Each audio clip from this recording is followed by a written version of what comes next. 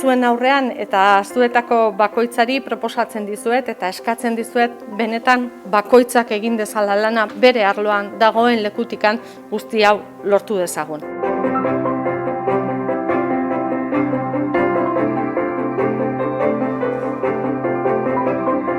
Porque en muchas ocasiones a nosotras mismas nos cuesta sentir que estamos preparadas para asumir ese trabajo. Y yo creo que tenemos mucho que hacer nosotras.